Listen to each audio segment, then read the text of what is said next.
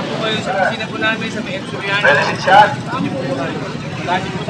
Pakitala dito sa Gate 5 Ram. Ang dyan yung kay Papa mo yung mga pamilya yan lahat. Office nyo na lang po puntahan mo.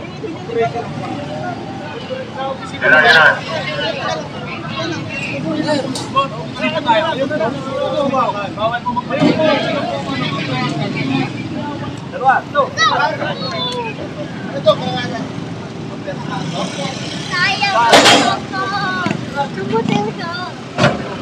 Nagmistulang parking lot na naman ang service road ng Felix Avenue, Barangay de la Paz at dumarami ang natatanggap na reklamo sa mga illegally parked vehicles. Kung kaya't nagsanib puwersang muli ang MMDA o Metropolitan Manila Development Authority sa pangunguna ni Edwin Lopez ng MMDA Pasig, TPMO o Traffic Parking Management Office at Action Line SOU sa isang clearing operation.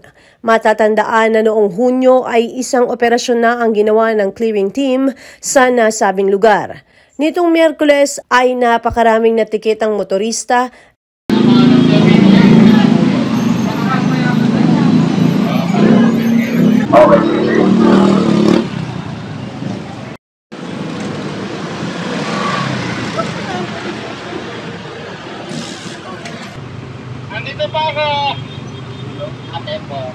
na clamp at na tow na mga sasakyan.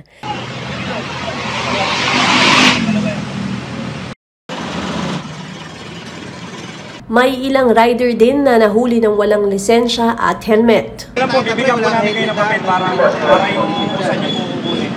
Kaya hindi mo dyan, di ba? Hindi po yung susi mo.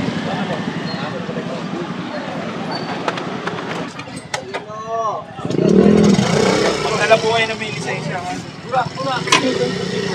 Hindi po. Oo nga po, wala na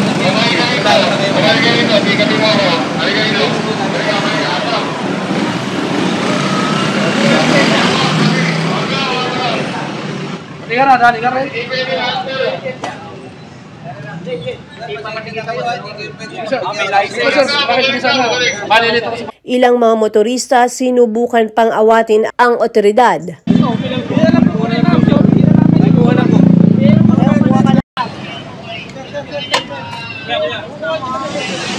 Office nyo na lang pupuntahan mo.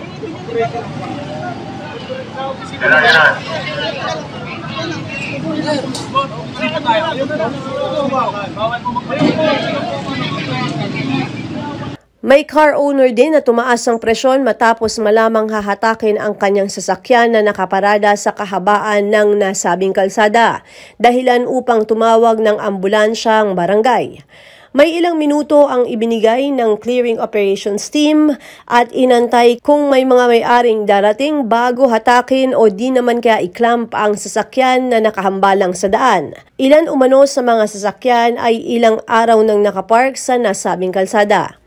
Ayon sa MMDA, patuloy ang kanilang clearing hanggat may mga nagrereklamong mamamayan kaugnay dito at nakakaperwisyo sa trapiko. Inaano lang natin dito na sana maayos na to yung mga complaint ng mga tao dito. Ito itong Karangalan. Sabi nila marami daw complaint dito. So agad-agad na pinuntahan natin yung mga complaint na pinuntahan natin.